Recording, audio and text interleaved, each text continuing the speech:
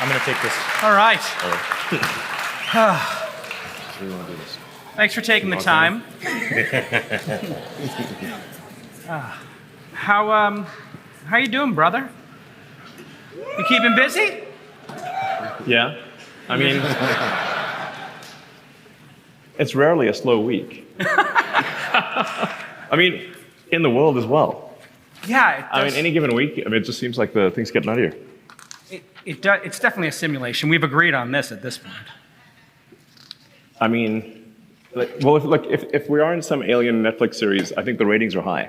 Yes. Ratings are high. How are the freedom of speech wars going? This is you've been at war for 2 years now.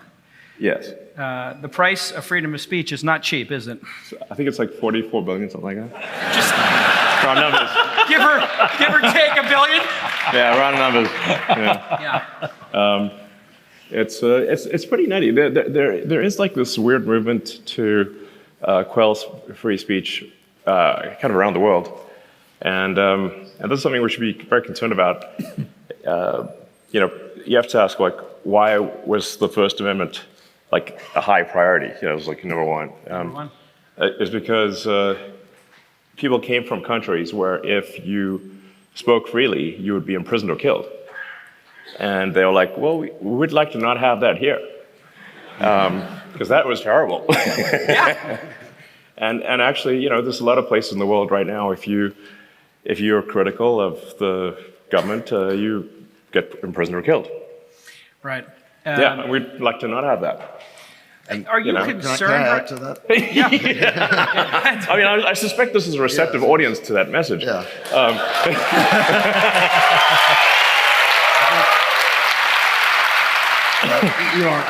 I think we always thought that the West was the exception to that we knew there were authoritarian places around the world, but we thought that in the West we'd have freedom of speech. And we've seen, like you said, it seems like a global movement. In Britain, you've got teenagers being put in prison for memes, Yes. opposing. It's like you like to Facebook post, throw them in the prison. Yeah, I mean, it's Like bonkers. people have got an actual, prison for like obscure comments on social media. Not even shit posting yet. Like not even. Yeah. It's crazy. I Well, mean, let's just like run- let's just run- Pavel got thrown in prison Right. You've got recently. Pavel- And I'm like, that was pretty shook about that. I was like, what is the massive crime that? Right. Pavel in France, and then of course we got Brazil with Judge Voldemort. That one seems like the one that impacts you the most. What's the latest on that?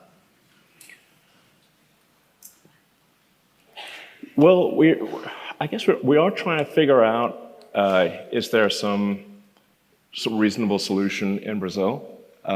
The concern, I want to just make sure that this is framed correctly. Funny memes aside, the nature of the concern was that, at least at X Corp, we had the perception that we were being asked to do things that violated Brazilian law. So obviously we cannot, as an American company, impose American laws and values on other countries. We wouldn't get very far if we did that. But we do, think that if a country's laws are a particular way, and we're being asked to we think we're being asked to break them, then and be silent about it, then obviously that is no good. Mm-hmm. So I just want to be clear, because this sometimes comes across as Elon's trying to just be a crazy whatever billionaire and demand outrageous things from other countries. And while that is true, in addition, there are other things that I think are valid, which is like we obviously can't. I think any given thing that we do at X Corp, we've got to be able to explain in the light of day and not feel that it was dishonorable or we did the wrong thing. So we don't. That's the nature of the concern. So we actually are in sort of discussions with the judicial authorities in Brazil to try to run this to ground. Like, what's actually going on? Like, if we're being asked to break the law, Brazilian law, then that obviously should not sit well with the Brazilian judiciary. And if we're not and we're mistaken, we'd like to understand how we're mistaken. I think that's a pretty reasonable position. I'm a bit concerned, as your friend, that you're going to go to one of these countries, and I'm going to wake up one day and you're going to get arrested, and like I'm going to have to go bail you out or something. Like feels very acute. Like, yes, I mean, it's not a joke now. Like they're literally saying like, it's not just Biden saying like we have to look into that guy. Now it's become quite literal. Like this. Who was the guy who just wrote the, was it the Guardian piece about like... Oh, yeah. There have been 3 articles, and I think in the past 3 weeks. Robert Reich. But it wasn't just him. It was like 3 different articles. 3 different articles, yeah. That's a trend. Calling for me to be imprisoned in the Guardian, Guardian of what? What are they protecting exactly? Yeah. Guardian of, I don't know. Authoritarianism? Guardian of, Censorship? Censorship. But the premise here is that you bought this thing, this online forum, this communication platform, and you're allowing people to use it to express themselves, therefore you have to be jailed. I don't understand the logic here. Right. What do you think they're actually afraid of at this point? What's the motivation here? I mean, I think if somebody's afraid, if somebody's sort of trying to push a false premise on the world, then that premise can be undermined with public dialogue, then they will be opposed to public dialogue on that premise because they wish that false premise to prevail. Right.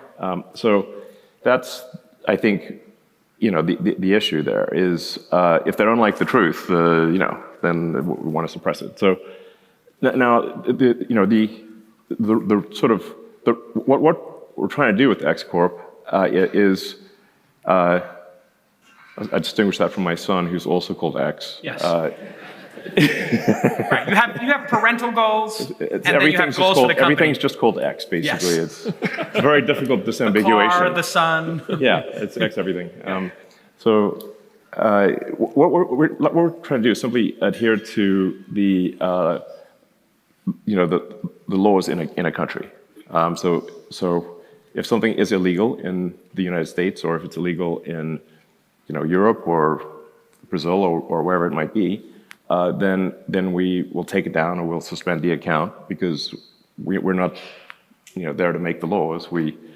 But if speech is not illegal, then what are we doing? Okay, now we're injecting ourselves in as a censor, and where does it stop? And who decides?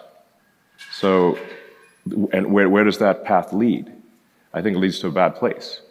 So if the people in a country want the laws to be different, they should make the laws different. But otherwise, we're going to obey the law in each jurisdiction. Right, and some of these European... That's it. It's not more complicated than that. We're not trying to flout the law. I'm going to be clear about that. We're trying to adhere to the law. And if the laws change, we will change. And if the laws don't change, we won't. We're just literally trying to adhere to the law. It's pretty straightforward. Yes, it's very straightforward. And if somebody thinks we're not adhering to the law, well, they can file a lawsuit. Bingo. Also very straightforward. Yeah. Yes. I mean, there are European countries that don't want people to promote Nazi propaganda. Yes. They have some sensitivity to it. Well, it is illegal. It is illegal in those countries. It is legal. And in those countries, if somebody puts that up, you take it down. Yes.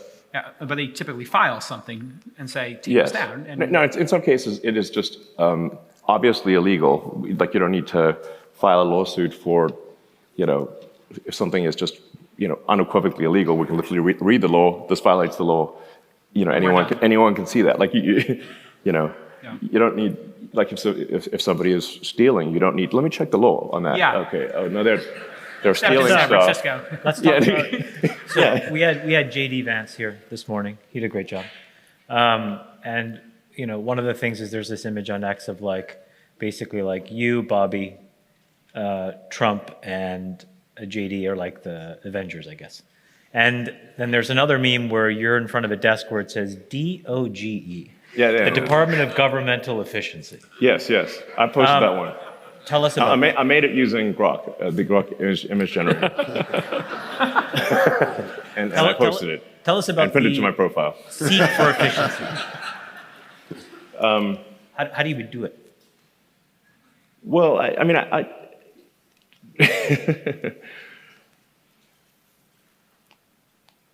think with great difficulty. But look, it's been a long time since there was a serious effort to reduce the size of government and to remove absurd regulations. Yeah. And the last time there was a really concerted effort on that front was Reagan in the early '80s. So we're 40 years away from a serious effort to remove regulations that don't serve the greater good and reduce the size of government.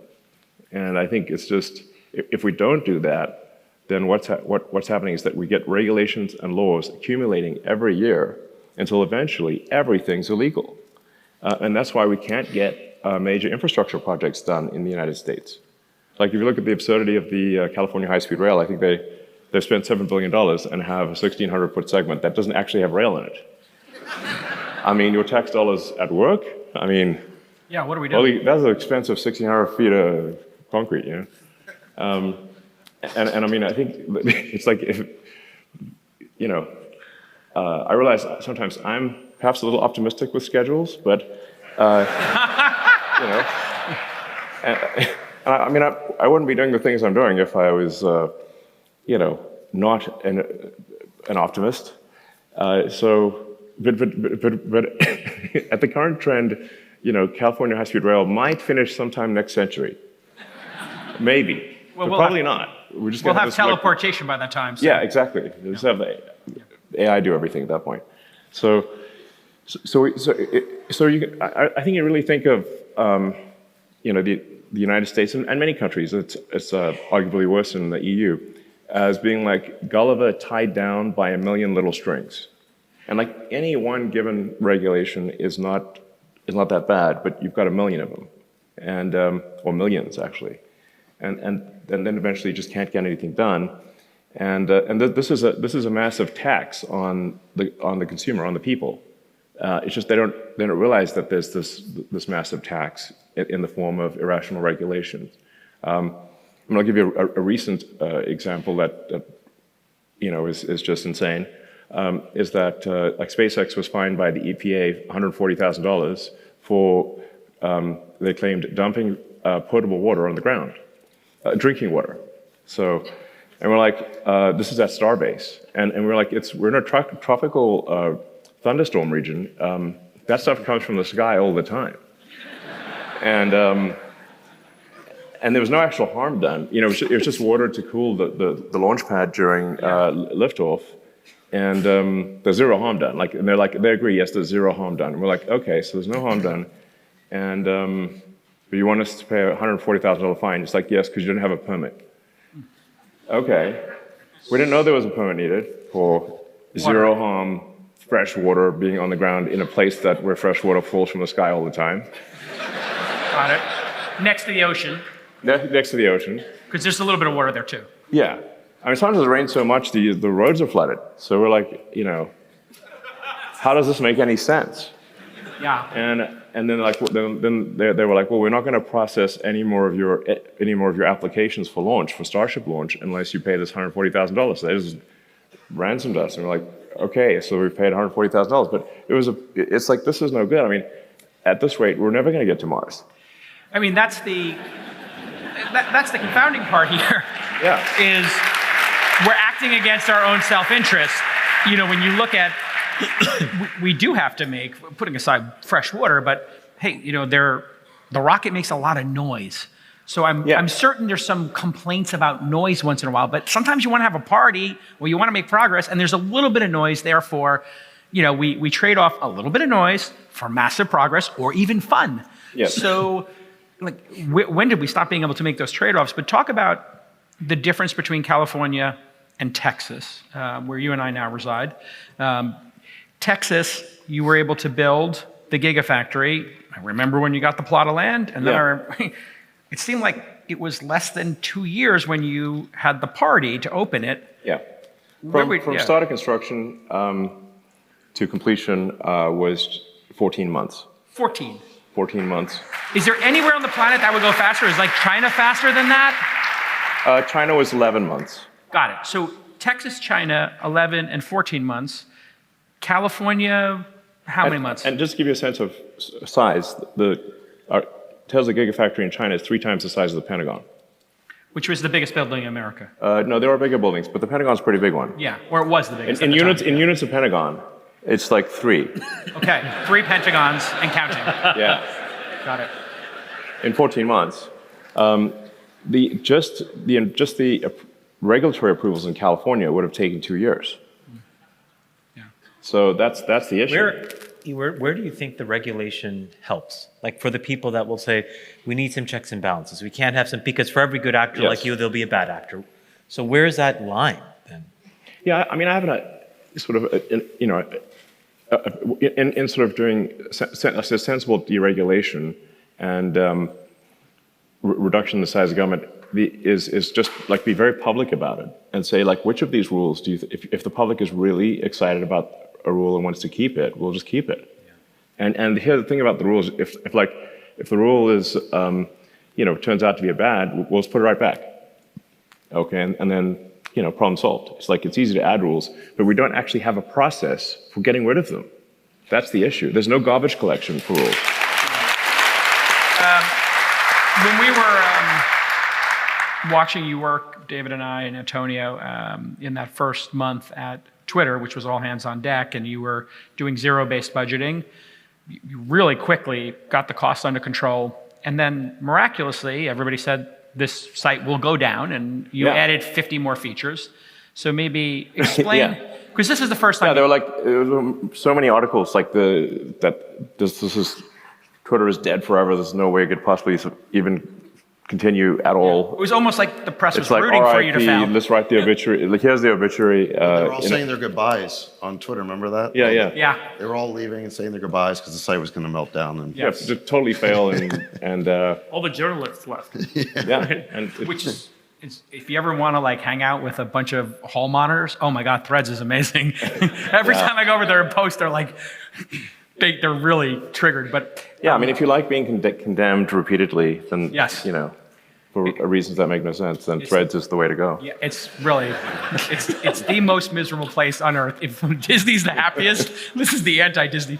Yeah. But if we were to go into government, you went into the Department of Education or pick the department. You've worked with a lot of them, actually. Sure. You can't go in there in zero-based budget. Okay, we get it. But if you could just pair 2, 3, 4, 5% of those organizations, what kind of impact could that have? Yeah, I mean, I think we'd need to do more than that. I think. Ideally, but yeah. compounding every year, 2 or 3% a year, I mean, it would be better than what's happening now. Yeah, look, I think we've if Trump wins, and obviously I suspect there are people with mixed feelings about whether that should happen, but we do have an opportunity to do kind of a once-in-a-lifetime deregulation and reduction in the size of government. Because the other thing, besides the regulations, America is also going bankrupt extremely quickly. And everyone seems to be sort of whistling past the graveyard on this one. But They're all grabbing the silverware. Everyone's stuffing their pockets in the silverware before the Titanic sinks. It's like, well, the Defense Department budget is a very big budget. Okay, it's $1 trillion a year. DoD Intel, it's $1 trillion. And interest payments on the national debt just exceeded the Defense Department budget. They're over $1 trillion a year, just in interest, and rising. We're adding $1 trillion to our debt, which our kids and grandkids are going to have to pay somehow. Every 3 months, and then soon it's going to be every 2 months, and then every month, and then the only thing we'll be able to pay is interest. And if this is, it's just it's just like a person at scale that has racked up too much credit card debt. And this does not have a good ending. And so we have to reduce the spending. Let me ask one question, because I've brought this up a lot, and the counter-argument I hear, which I disagree with, but the counter-argument I hear from a lot of politicians is if we reduce spending, because right now if you add up federal, state, and local government spending, it's between 40 and 50% of GDP. So nearly half of our economy is supported by government spending, and nearly half of people in the United States are dependent directly or indirectly on government checks, and either through contractors that the government pays, or they're employed by a government entity.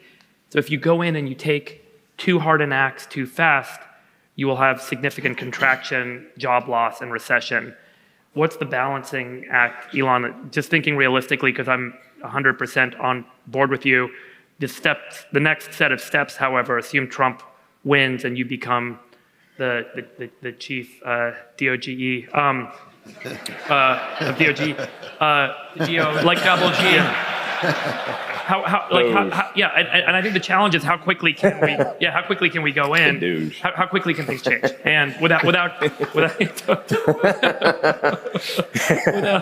I want that on my business card. Yeah. without all the contraction and job loss. Yeah. So I guess, how do you really address it when so much of the economy and so many people's jobs and livelihoods are dependent on government spending? Well, I mean, I do think it's sort of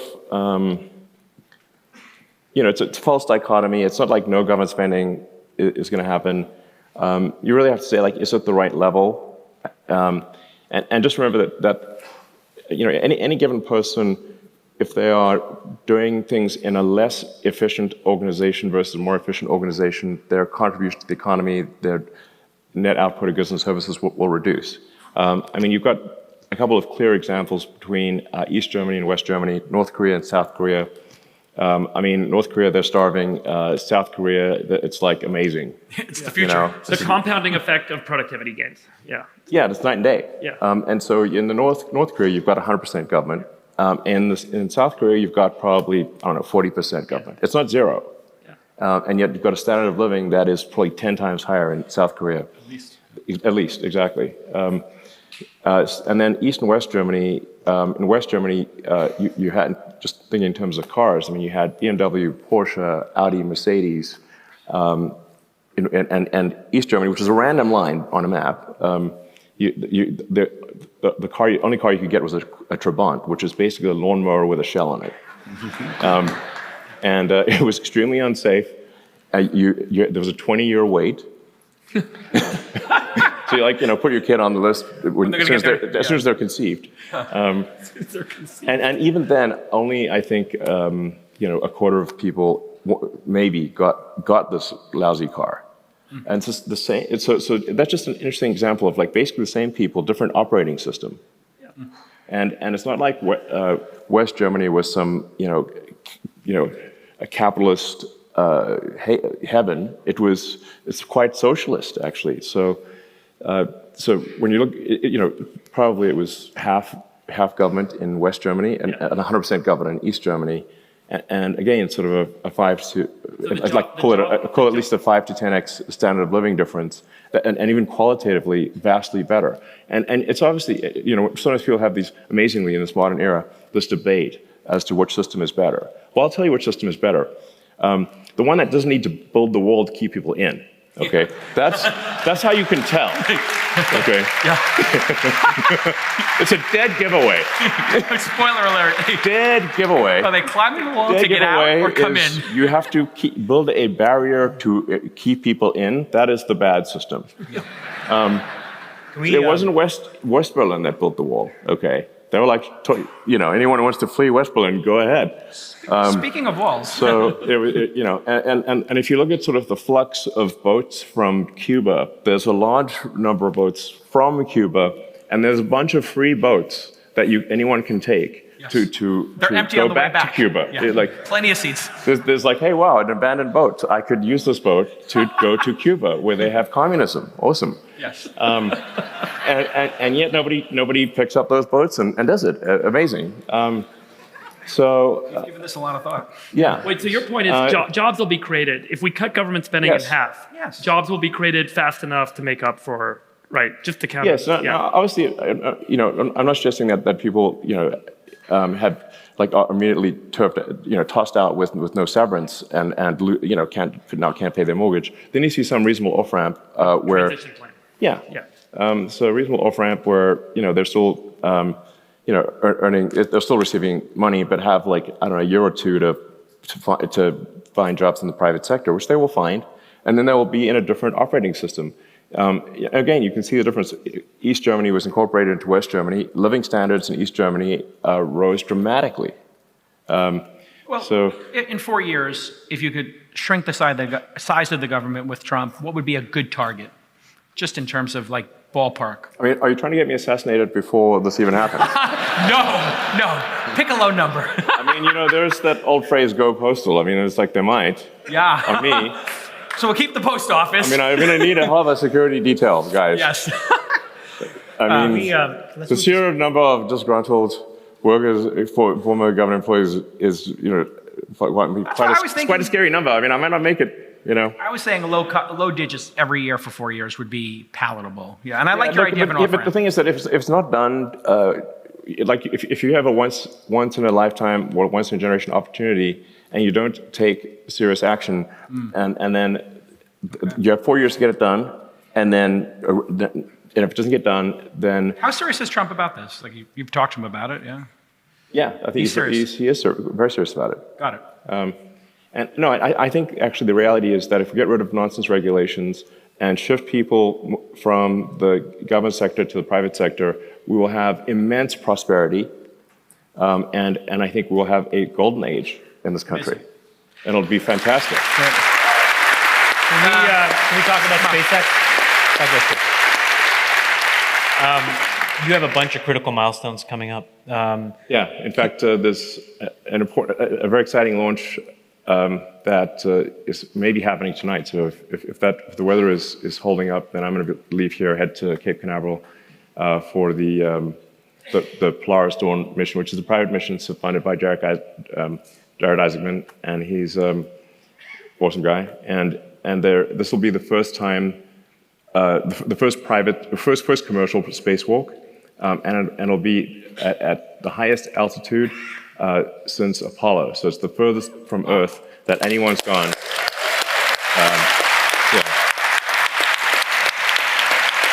And what comes after that? Let's assume that's successful. And I sure hope so, man. No pressure. Yeah, we're absolutely astronaut safety is, man. If I had like all the wishes I could save up, that'll be the one to put it on. So, space is dangerous. So the next milestone after that would be the next flight of Starship, which Starship the next flight of Starship is ready to fly. We are waiting for regulatory approval. Yeah. It really should not be possible to build a giant rocket faster than the paper can move from one desk to another. That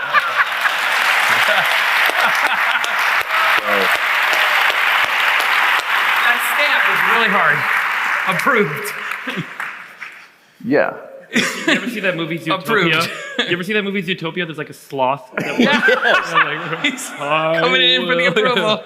Yeah, and then he accidentally tell a joke, and then it's like, oh no, this is going to take a long time. Sorry. But yeah, the Zootopia, the funny thing is, like, so I went to the DMV about, I don't know, a year later after Zootopia, and to get my license renewal, and the guy in an exercise of incredible self-awareness had the sloth from Zootopia in his in his cube. In his cube, and he was actually Swift. Yeah. with the mandate, beat the sloth. Yeah, no. Personal agency. No, I mean, sometimes people think the government is more competent than it is. I'm not saying that there aren't competent people in the government. They're just in an operating system that is inefficient. Once you move them to a more efficient operating system, their output is dramatically greater, as we've seen. When East Germany was reintegrated with West Germany, and the same people were vastly more prosperous with a basically half capitalist operating system. So, but I mean, for a lot of people, their maybe most direct experience with the government is the DMV. And then the important thing to remember is that the government is the DMV at scale. Right. That's the government. Got the mental picture. How much do you want to scale it? Yeah. Yeah. Elon, sorry, can you go back to Chamath's question on Starship? So you announced just the other day Starship going to Mars in 2 years. And By the way. Huh? Yeah. And then 4 years for a crewed aspirational launch in the next window. I mean, and how much is the government involved? I'm not saying like set your watch by these, not but these. Based on our current progress, where with Starship we were able to successfully reach orbital velocity twice. We were able to achieve soft landings of the booster and the ship in water. And that's despite the ship having, half its flaps cooked off. So you can see the video on the X platform. It's quite exciting. We think we'll be able to to launch reliably and repeatedly and quite quickly. And the fundamental holy grail breakthrough for rocketry, the fundamental breakthrough that is needed for life to become multiplanetary is a rapidly reusable, reliable rocket. RRR. Yeah. With a pirate somehow. Throw a pirate in there. So with Starship is the first rocket design where success is one of the possible outcomes with full reusability. So for any given project, you have to say, this is the circle, talk about Venn diagrams.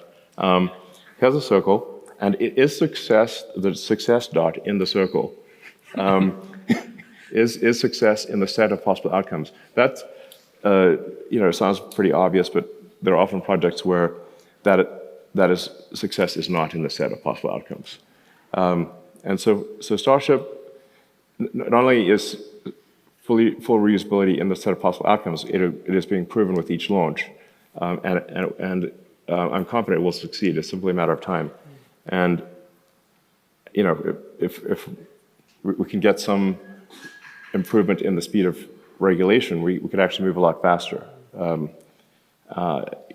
So that would be very helpful. And in fact, if something isn't done about reducing regulation and sort of speeding up approvals, and to be clear, I'm not talking about anything unsafe. It's simply the processing of the safe thing can be done at as fast as the rocket is built, not slower.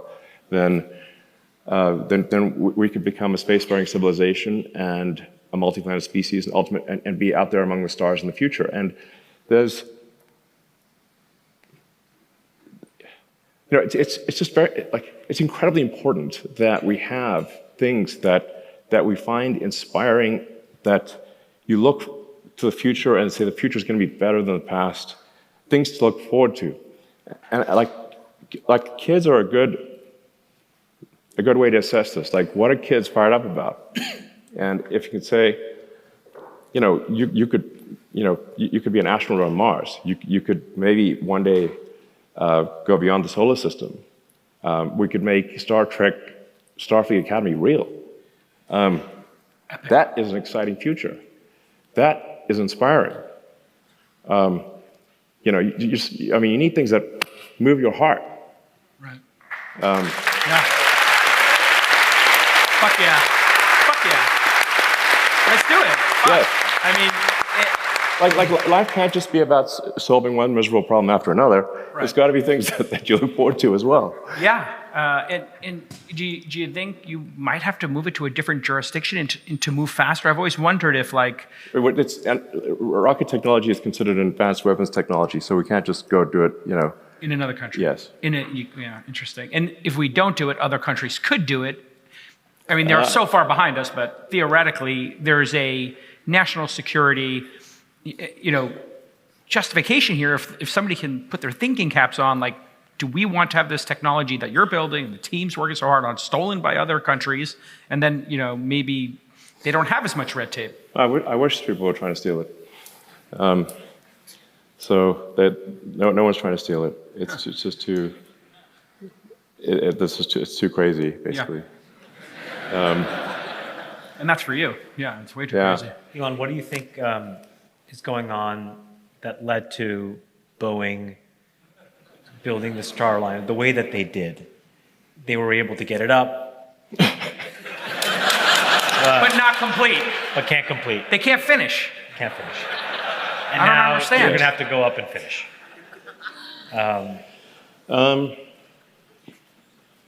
Well, I mean, I think Boeing is a company that is, they actually do so much business with the government. They have sort of impedance match to the government. So they're like basically one notch away from the government, maybe two. They're not far from the government from an efficiency standpoint because they derive so much of their revenue from the government. And a lot of people think, well, SpaceX is super dependent on the government, and actually, no, most of our revenue is commercial. And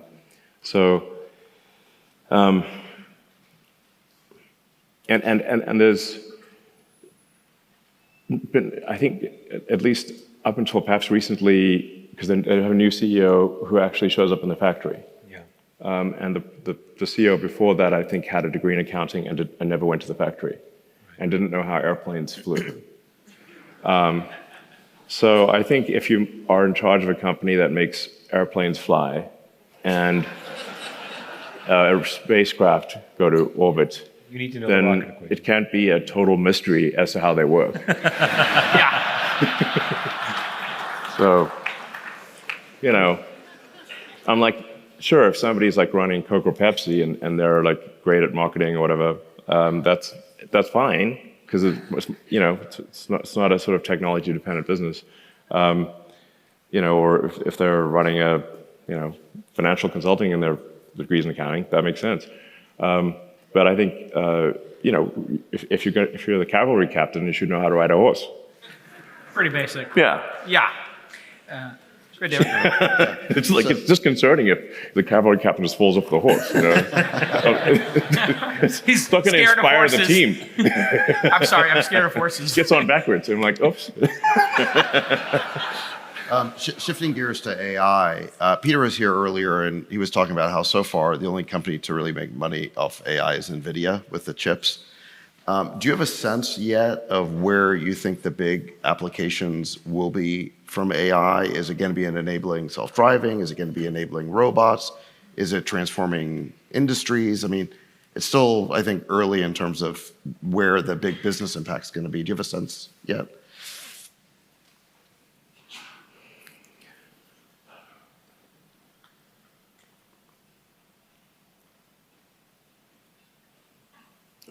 I think the spending on AI probably runs ahead of, it does run ahead of the revenue right now. There's no question about that. But the rate of improvement of AI is faster than any technology I've ever seen by far. And it's, like for example, the Turing test used to be a thing. Now, your basic open source random LLM you're writing on a friggin' Raspberry Pi probably could, beat the Turing test. So there's, I think actually, the good future of AI is one of immense prosperity, where there is an age of abundance, no shortage of goods and services. Everyone can have whatever they want, except for things we artificially define to be scarce, like some special artwork. But anything that is a manufactured good or provided service will, I think, with the advent of AI plus robotics, that the cost of goods and services will trend to zero.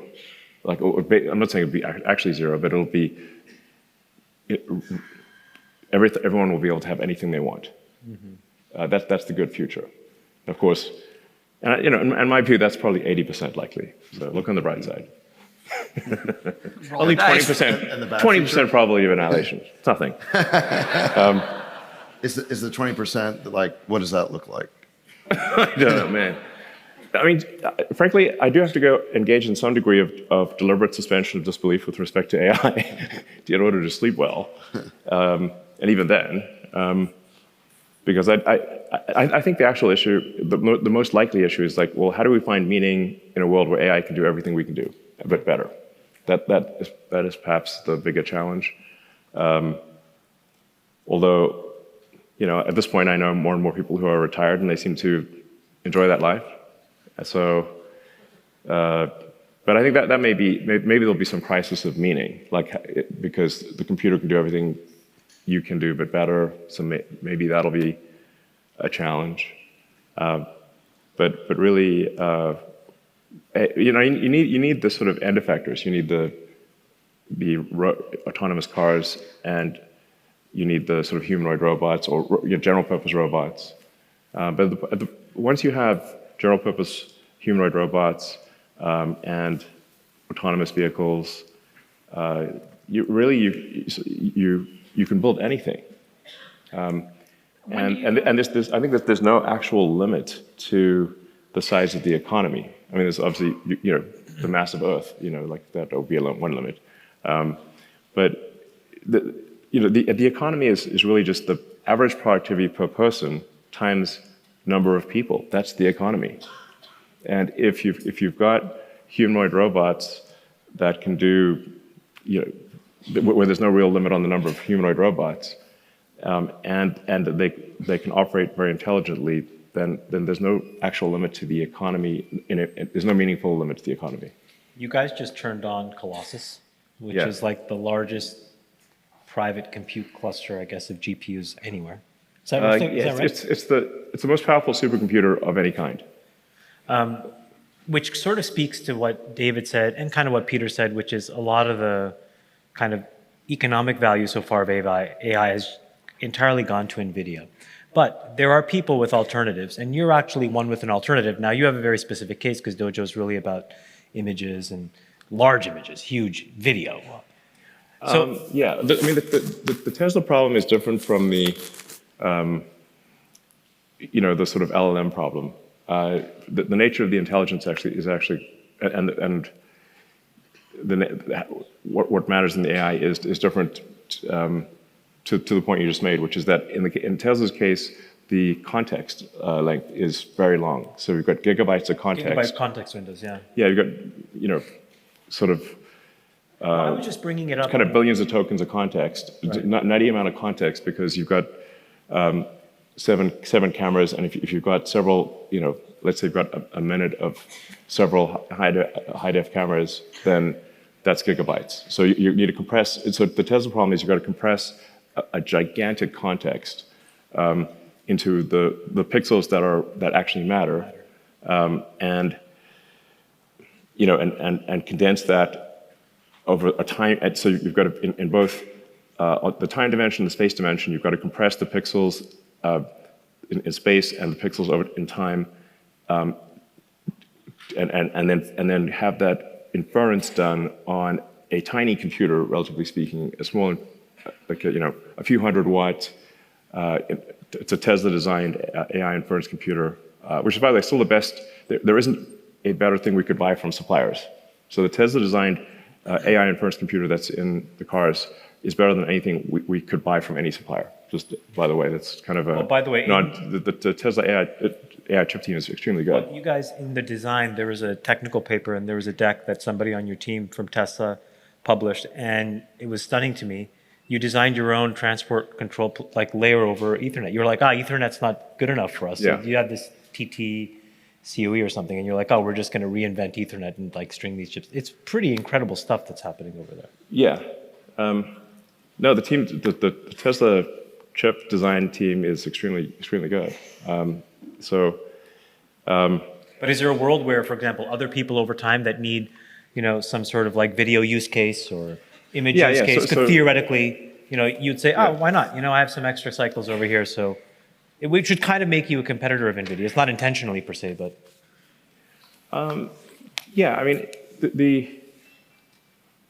there's training and inference, and we do have those two projects at Tesla. We've got Dojo, which is the training computer, and then our inference chip, which is in every car, inference computer. So, and Dojo, we've only had Dojo 1. Dojo 2 is, we should have Dojo 2 in volume towards the end of next year. And that will be, we think, sort of comparable to sort of a B200 type system, a training system. So I guess there's some potential for that to be used as a service. But Dojo is just kind of like, I mean, I guess I have like some improved confidence in Dojo, but I think we won't really know how good Dojo is until probably version 3. Like, it usually takes 3 major iterations on a technology for it to be excellent, and we'll only have the 2nd major iteration next year. The 3rd iteration, I don't know, maybe late, 26 or something like that.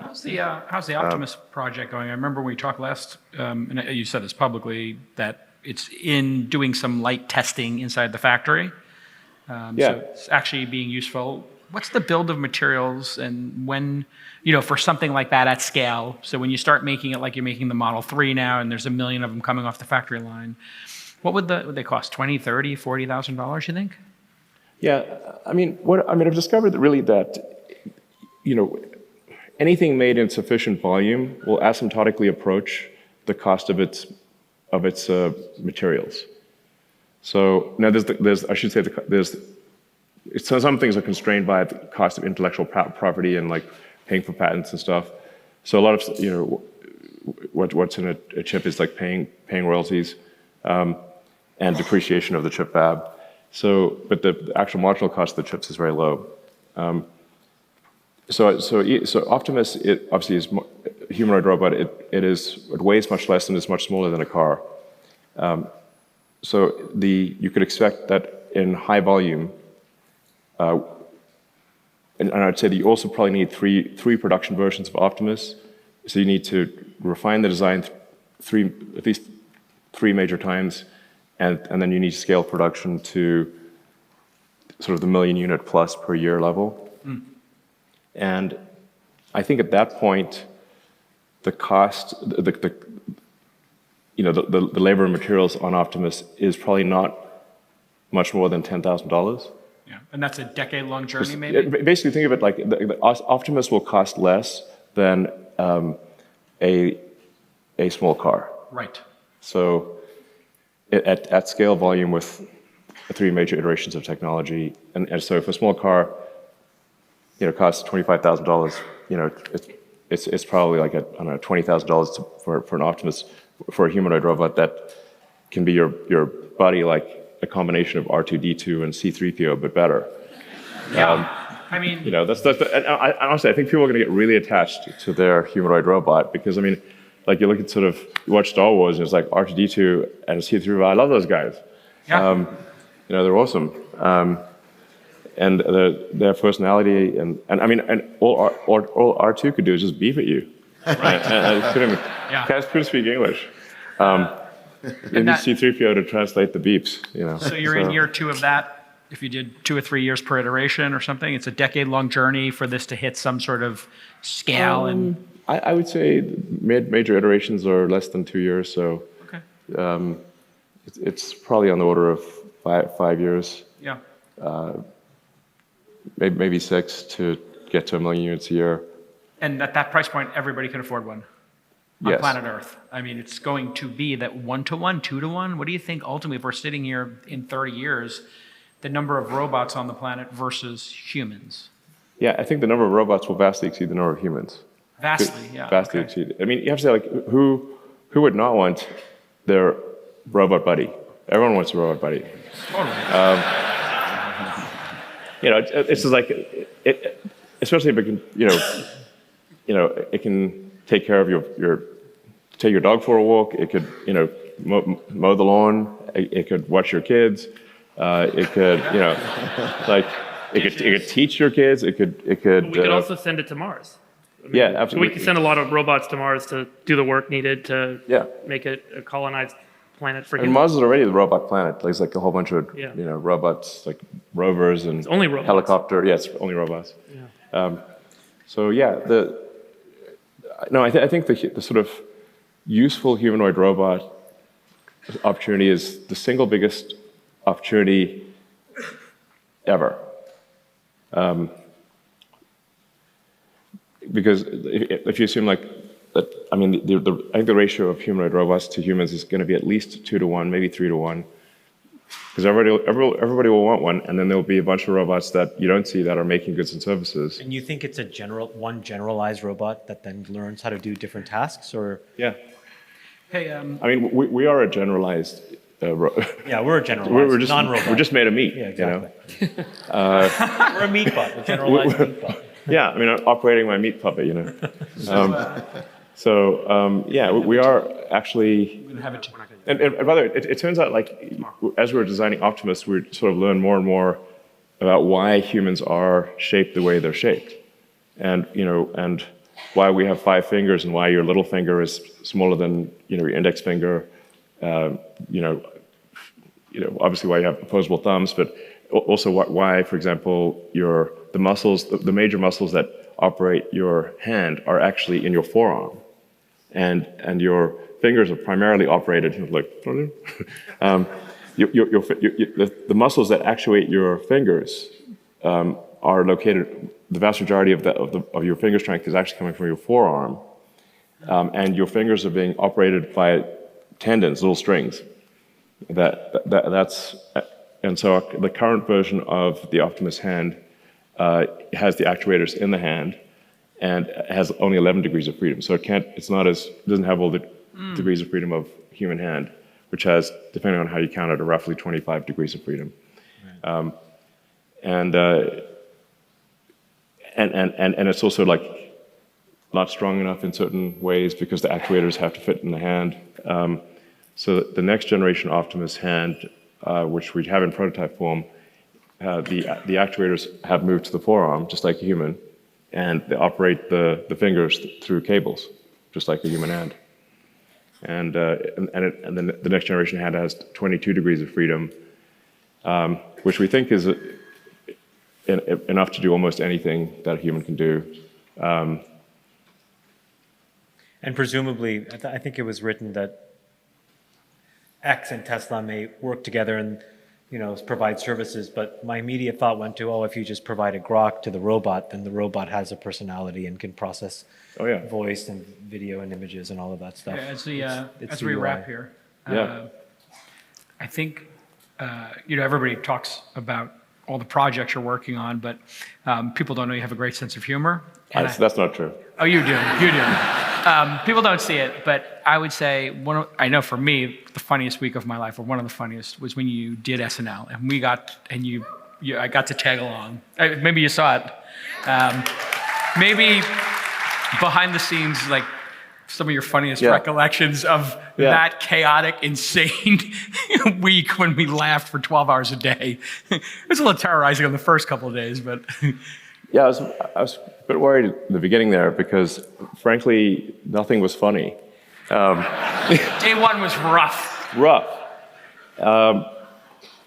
So, I mean... Well, it's like a rule, but can't you guys just say it? Just say the stuff that got on the cutting. The funniest skits were the ones they didn't let you do. That's what I'm saying. Can you just say it? There were a couple of funny ones, that they didn't let you do. You can say it so that he doesn't get... I mean, how much time do we have here? Well, we should just give him 1 or 2, because it was... In your mind, which one do we regret most not getting on air? You really want to hear that? I mean... it was a little spicy. It was a little funny. Okay. Here we go. All right, here we go, guys. All right. So one of the things that I think everyone's been sort of wondering this whole time is Saturday Night Live actually live? Like live, or do they have like a delay, or like just in case there's a wardrobe malfunction or something like that? Is it like a truly live 5-second delay? What's really going on? But there's a way to test this. Right. We came up with a way. There's a way to test this, which is we don't tell them what's going on. As I walk on and says, "This is the script." I'll throw it on the ground. We're going to find out tonight, right now, if Saturday Night Live is actually live. And the way that we're going to do this is I'm going to take my cock out.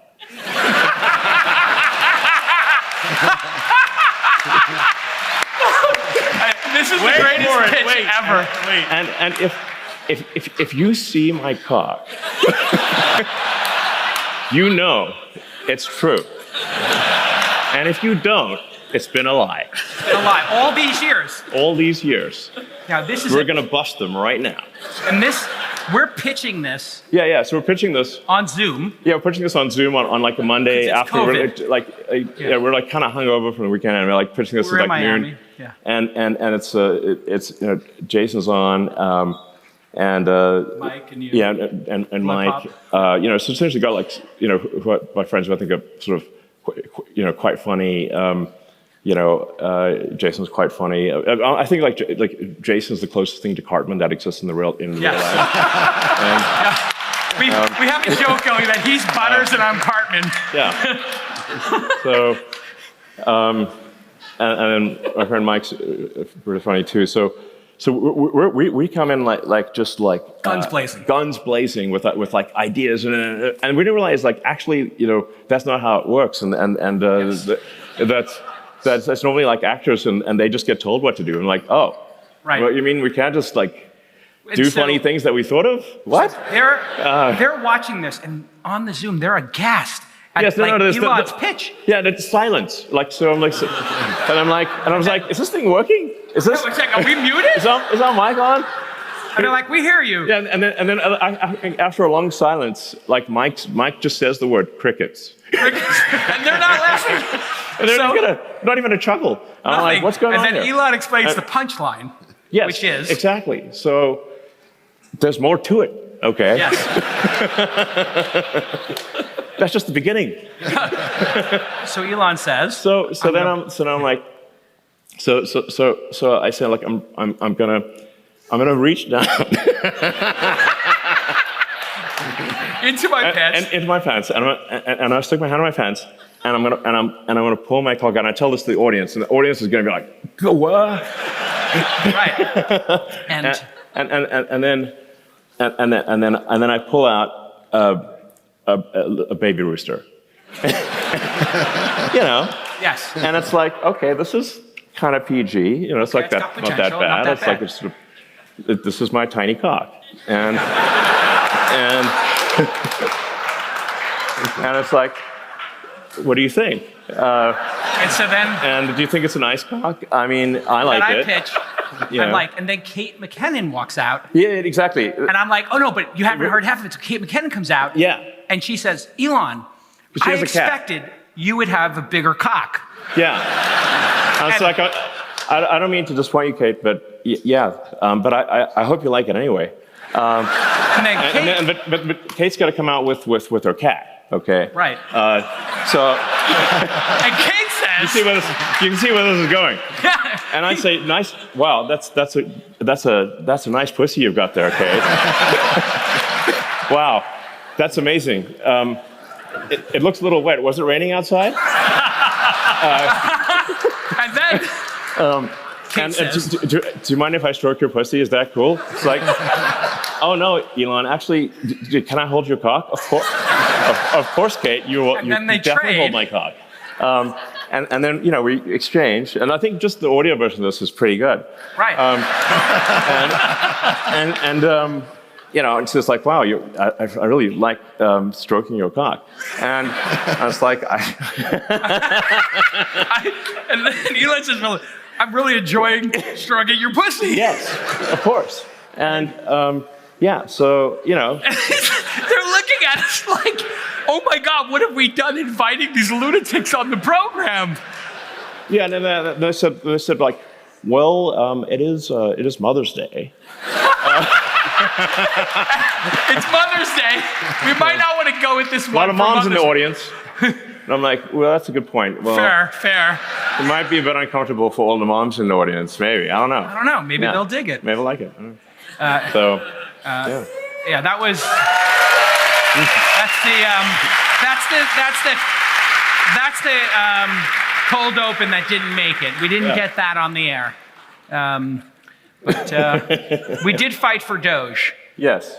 and we got Doge on the air. Well, I mean, there's a bunch of things that I said that were just not on the script. Like they have these like cue cards for what you're supposed to say, and I just didn't say it. I just went off the rails. Yeah, they didn't see that coming. Yeah, it's live.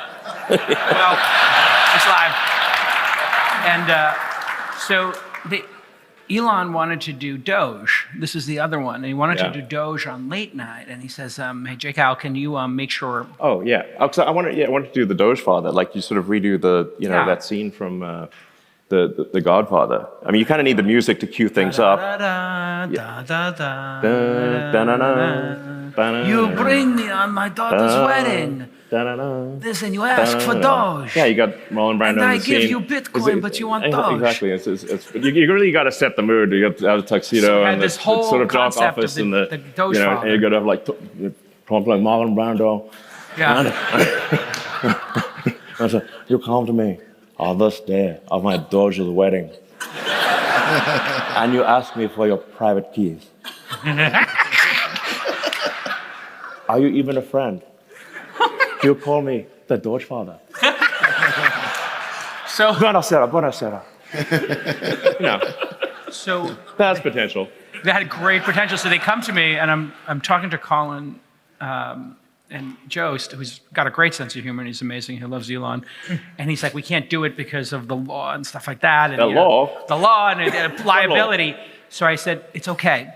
Elon called Comcast, and Yeah. he put in an offer, and they just accepted it. Yeah. We just bought NBC, so it's fine. Yeah. And Colin Jost looks at me, and I sold it so good, and he's like, you're serious? I'm like, yep, we own NBC now. Yeah. And he's like, okay, well, that kind of changes things, doesn't it? I'm like, absolutely. We're a go on Doge. Yeah. And then he's like, you're fucking with me. And I'm like, I'm fucking with you. Or are we? Or are we? It was the greatest week of, and that is 2 of 10 stories. Yeah, we got. We'll save the other 8. Yeah. But it was, and I was just so happy for you to see you have a great week of just joy and fun and letting go, because you were launching rockets, you're dealing with so much bullshit in your life. To have those moments, to share them and just laugh, it was just so great. And more of those moments. I think we gotta get you back on SNL. Who wants him back on SNL one more time? All right, ladies and gentlemen, our bestie, Elon Musk.